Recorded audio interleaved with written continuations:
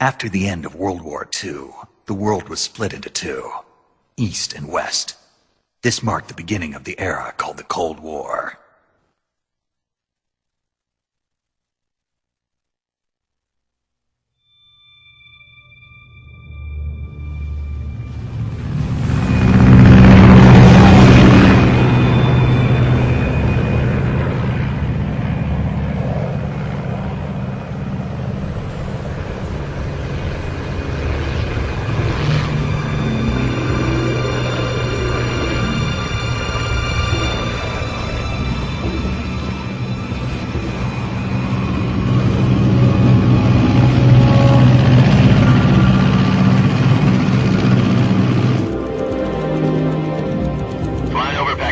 Altitude 30,000 feet. Approaching Soviet airspace. 20 minutes to drop off. Commencing internal depressurization. Equipment check. Arm main parachute. All right. You ready to go? Drop zone still showing a high pressure mass. Cav okay. Good. We've got high visibility.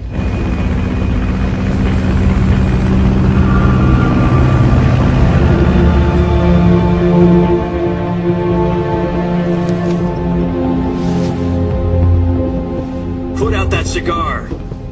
Connecting oxygen hose to interior connector. Put on your mask.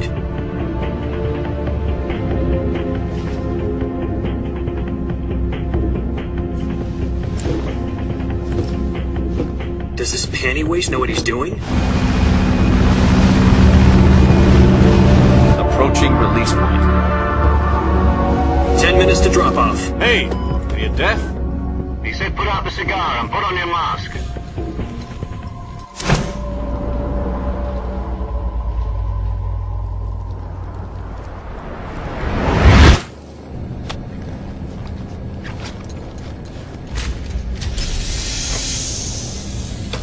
Depressurization complete. Checking oxygen supply. 6 minutes to drop off. Opening rear hatch.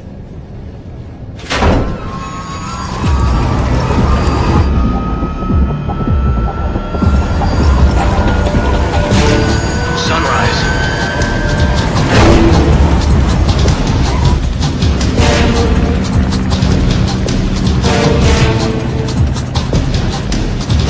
External temperature minus 46 degrees Celsius.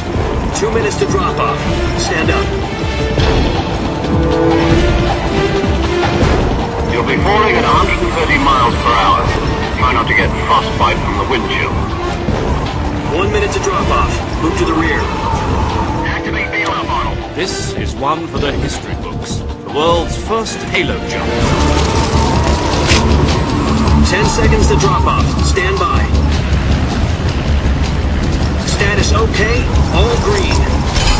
Prepare for drop-off. Countdown.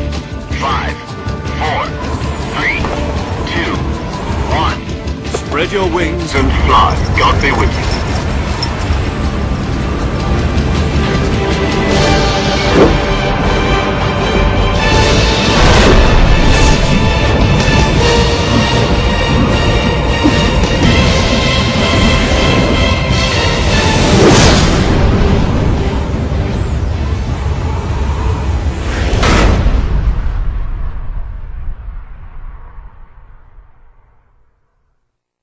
Jack, I've got some important news.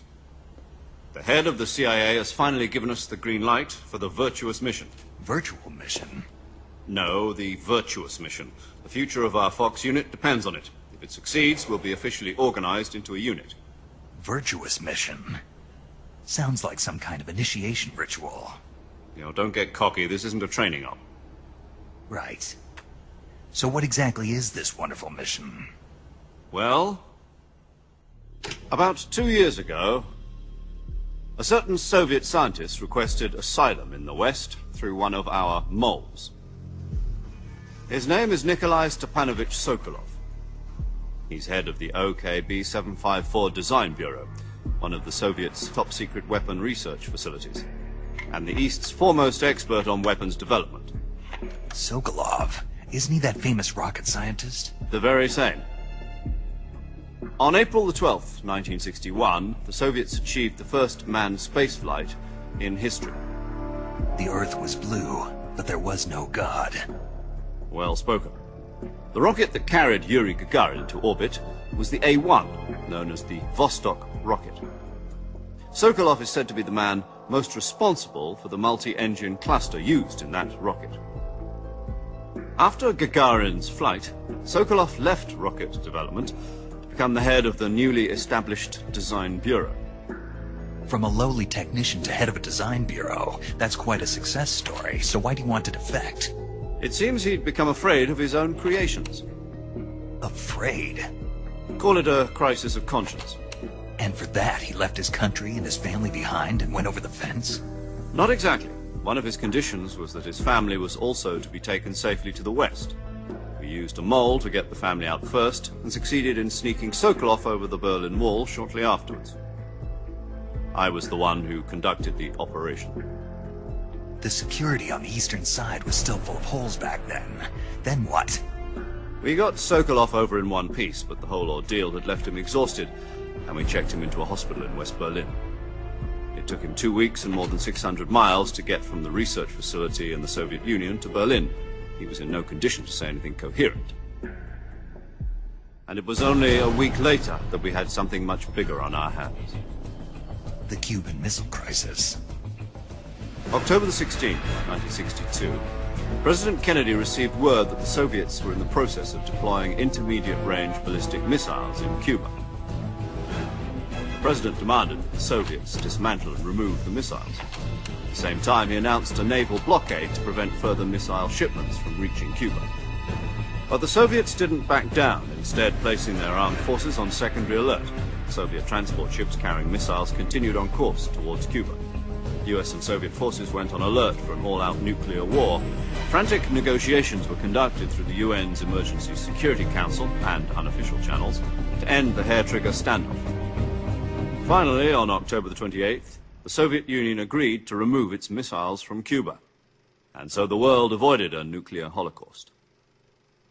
But in order to get the Soviets to pull their missiles out, we had to make a deal. You mean the one where the US agreed to remove its IRBMs from Turkey? No. The Jupiter IRBMs deployed in Turkey were obsolete, and we were going to get rid of them anyway. They had no strategic value whatsoever to either the US or the Russians. The Turkey deal was a ruse, a cover story that was fed to the other intelligence agencies around the world. So what did the Russians really want? Sokolov. They wanted us to return Sokolov. You mean the Soviets pulled out of Cuba just to get their hands on Sokolov? That's right. What the hell was he working on? At the time, we had no idea. We were running out of time. It was either give up Sokolov or risk full-scale nuclear war. In the end, we had no choice. President Kennedy gave in to Khrushchev's demand. The next day, I got Sokolov out of the hospital, handing him over to agents on the eastern side. Sokolov kept on screaming, "Save me," until he disappeared from my sight.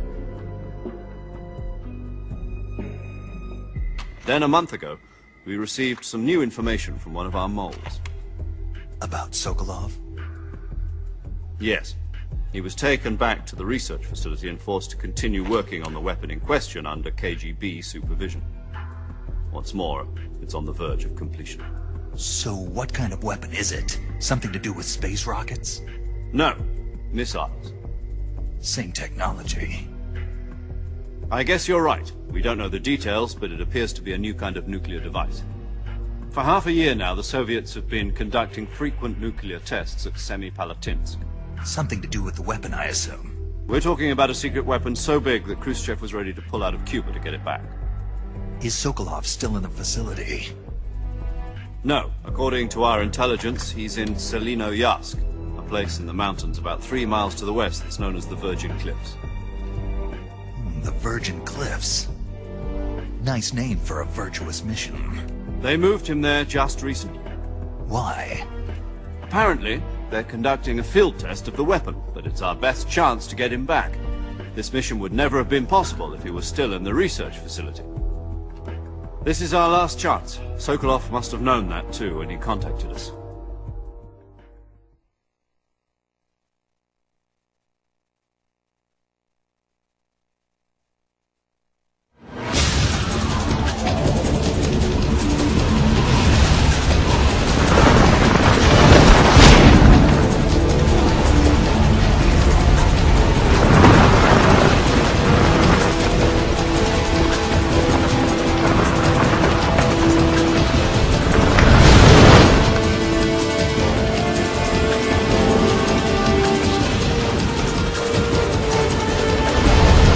Listen up, Jack. Your mission is to infiltrate Selino Yask in the Soviet mountains, ensure the safety of Sokolov, and bring him back to the West.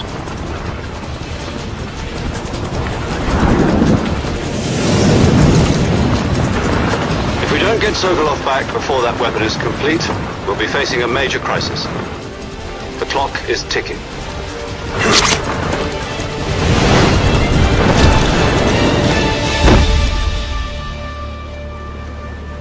Once we've confirmed the rescue of Sokolov, stand by at the recovery point.